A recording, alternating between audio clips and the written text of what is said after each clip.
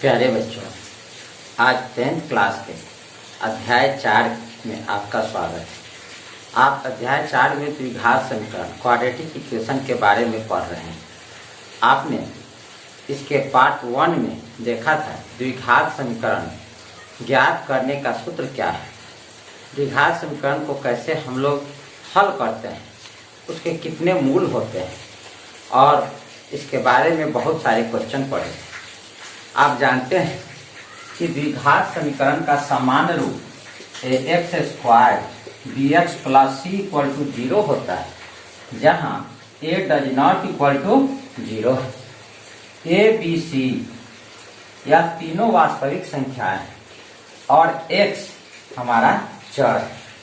इस द्विघात समीकरण के दो मूल होते हैं, जिसे हम लोग प्रायः अल्फा एवं बीटा द्वारा सूचित करते हैं।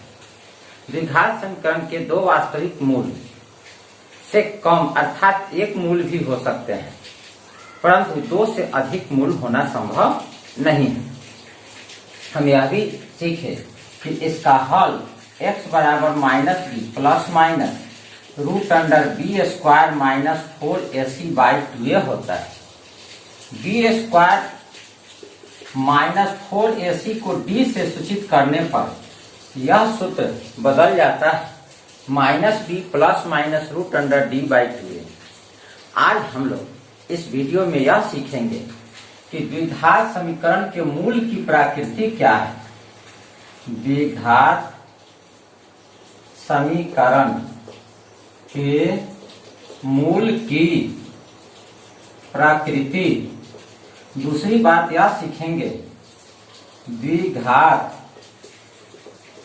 समीकरण के मूल ज्ञात रहने पर द्विघात समीकरण ज्ञात करना एवं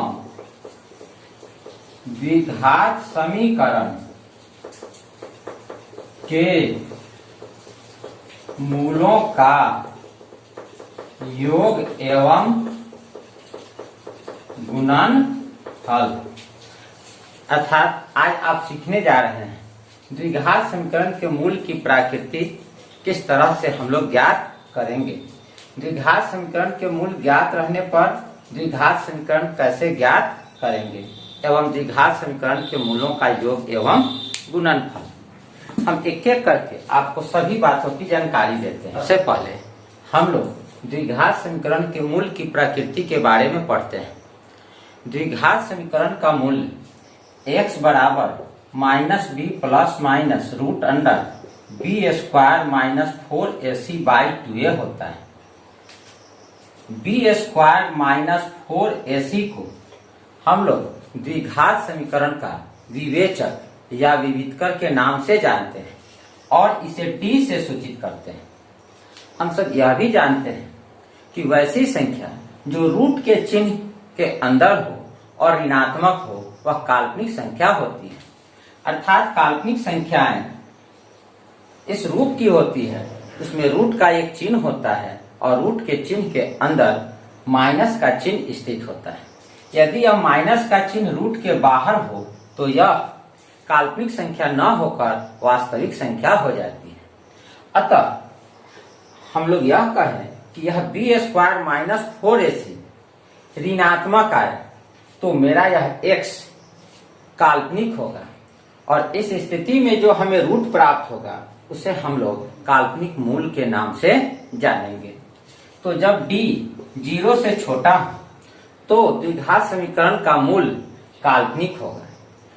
यदि यह d 0 के बराबर हो तो क्या होगा?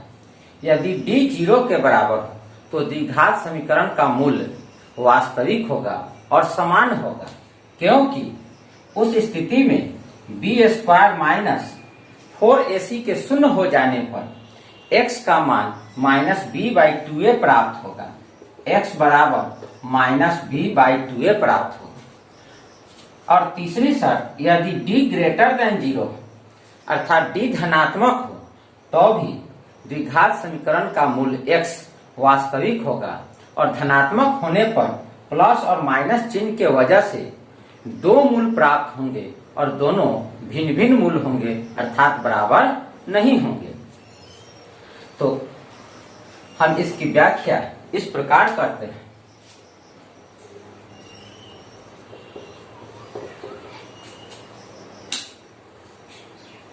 द्विघात समीकरण के मूल की प्रकृति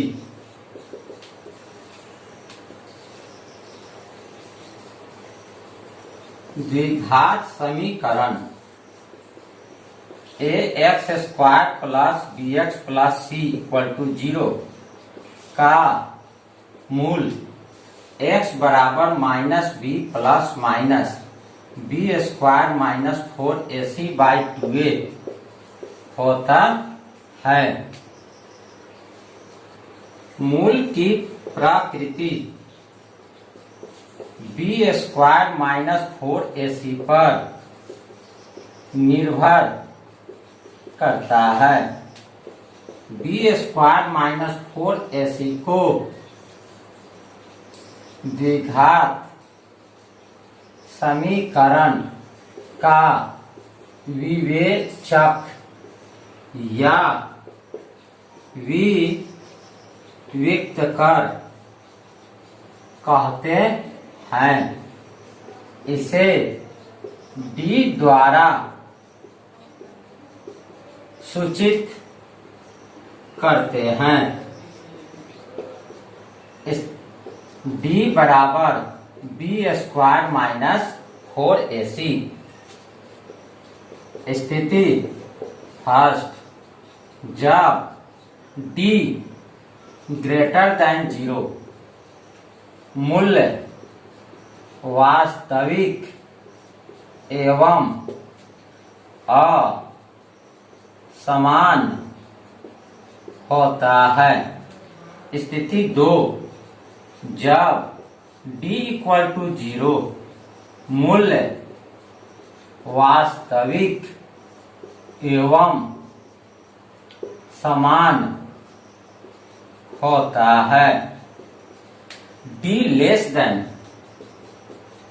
0 तो मूल्य काल्पनिक होता है। बच्चों, तुम लोगों को यह 3 शर्त भली भांति याद कर लेना है।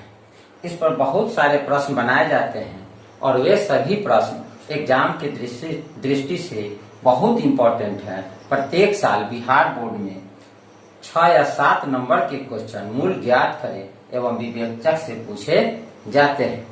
अब आप द्विघात समीकरण के मूल की प्रकृति पर कुछ क्वेश्चन देखें।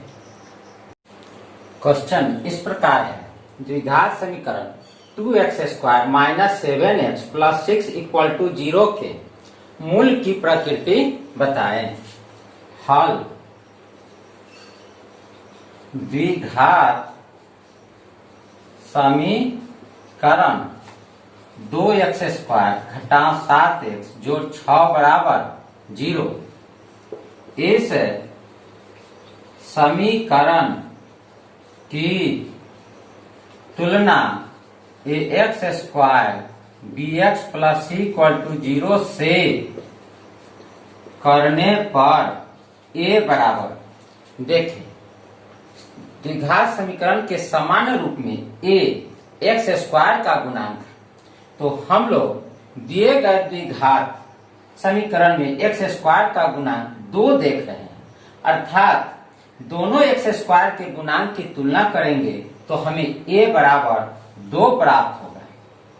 फिर b अर्थात x का गुणांक b है, दिए गए समीकरण में x का गुणांक -7 है, तो b बराबर -7 और c बराबर 6।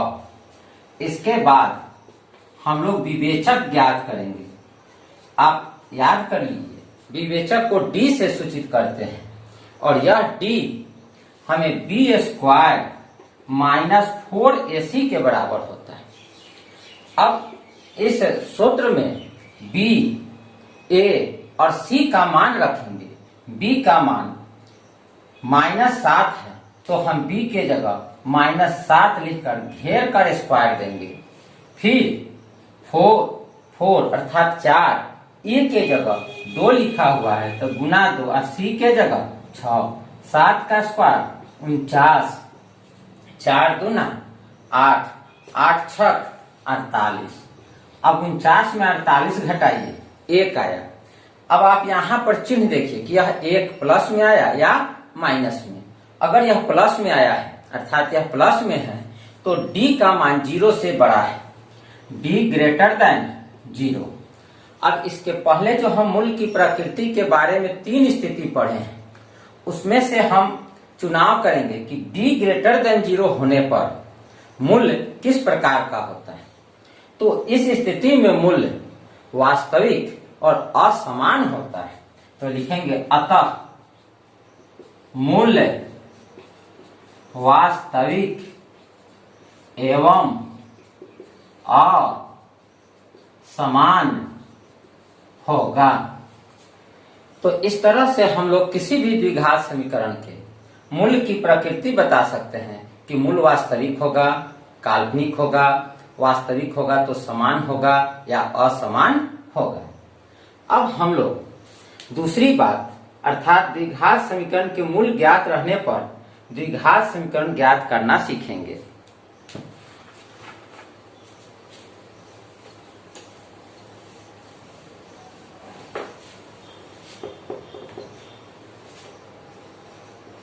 मूल ज्ञात रहने पर द्विघात समीकरण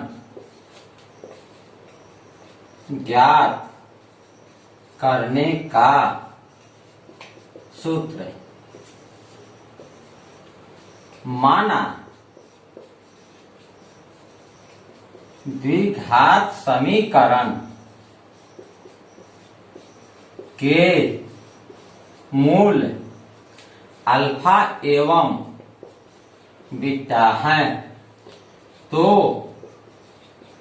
द्विघात समीकरण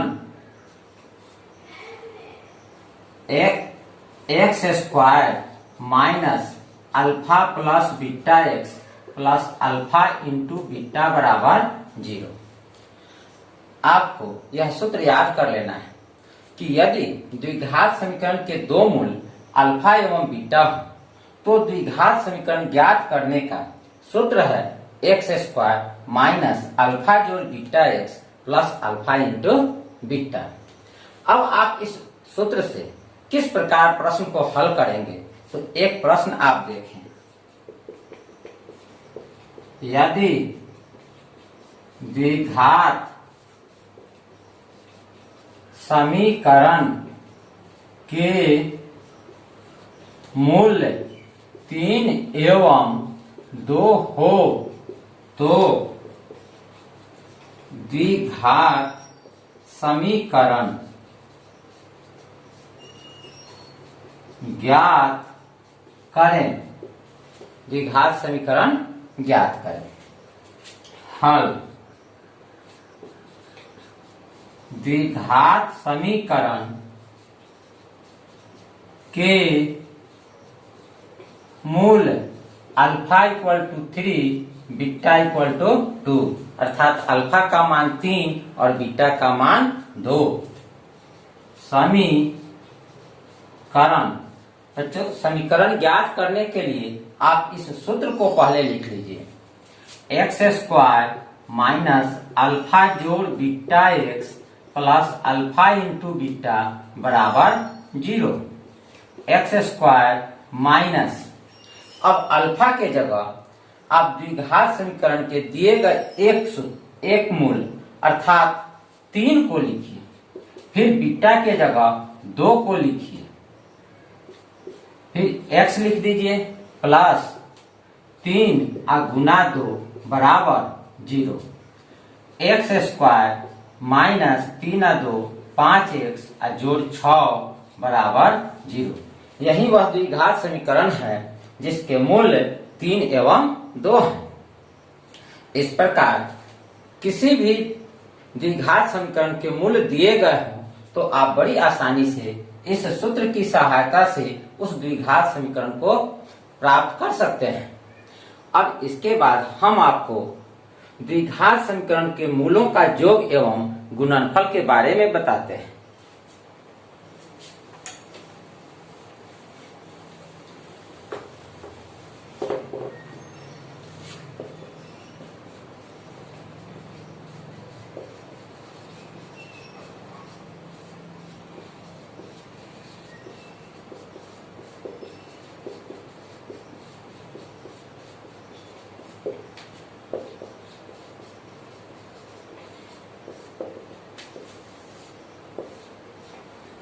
द्विघात समीकरण के मूलों का योग एवं गुणनफल। माना द्विघात समीकरण ax² plus bx plus c equal to 0 के मूल अल्फा एवं बीटा हैं तो मूलों का योग alpha plus beta equal to -b/a और मूलों का गुणनफल अल्फा इंटू बीटा बराबर c/a। आपको यह दो सूत्र याद कर लेना है। आप इसे 5-6 बार लिख करके एवं उसे पढ़ करके भली भांति याद कर ले, क्योंकि यह आपको प्रश्न बनाने में बहुत मदद करेगा। इस पर आधारित एक प्रश्न देखें। यदि द्विघात समीकरण x² plus x plus 1 equal to 0 के मूलों का योग एवं गुणनफल ज्ञात करें। हल द्विघात समीकरण x² plus x plus 1 equal to 0। यहाँ a equal to 1, b equal to 1, c equal to 1। आप सोचेंगे कि यह a का मान 1 क्यों है, b का मान 1 क्यों है और c का मान 1 क्यों है। तो हम लोग द्विघात समीकरण की तुलना द्विघात समीकरण के मूल रूप ax² plus bx plus c equal to 0 से करते हैं। x² का गुणांक a है तो यहाँ a का मान 1 हुआ, क्योंकि दिए गए समीकरण में x² का गुणांक 1 है, फिर x का गुणांक b है और समीकरण में फिर यहाँ 1 है। इस तरह से हम लोग a b c पहचानते हैं। अब मूलों का योग अल्फा जोड़ बीटा। अब आप इस सूत्र पर ध्यान दीजिए। अल्फा जोड़ बीटा क्या लिखा हुआ है, -b/a। अब b के जगह आप b का मान 1 रख दीजिए तो -1 अर्थात -1। अब बाई a का मान 1/1 1। इसके बाद अल्फा इंटू बीटा अर्थात मूलों का गुणनफल अल्फा इंटू बीटा बराबर c/a। अब आप c का मान भी देखिए कितना है, तो यह भी 1 है, 1/1 कितना हुआ 1। अतः आप बहुत आसानी से मूलों का योग एवं गुणनफल ज्ञात कर सकते हैं। तो आज आपने क्या क्या सीखा, इस पर एक बार और हम लोग प्रकाश डालते हैं। आज आपने सीखा कि द्विघात समीकरण के मूल की प्रकृति किस बात पर निर्भर करती है। तो मूल की प्रकृति b² - 4ac पर निर्भर करती है, जिसे हम लोग विवेचक कहते हैं या विविधकर कहते हैं और उसे डी से सूचित करते हैं। जब डी ग्रेटर देन 0 होता है तो मूल वास्तविक एवं असमान प्राप्त होता है। डी इक्वल टू 0 होने पर मूल वास्तविक एवं समान प्राप्त होता है। डी लेस देन 0 होने पर मूल काल्पनिक प्राप्त होता है।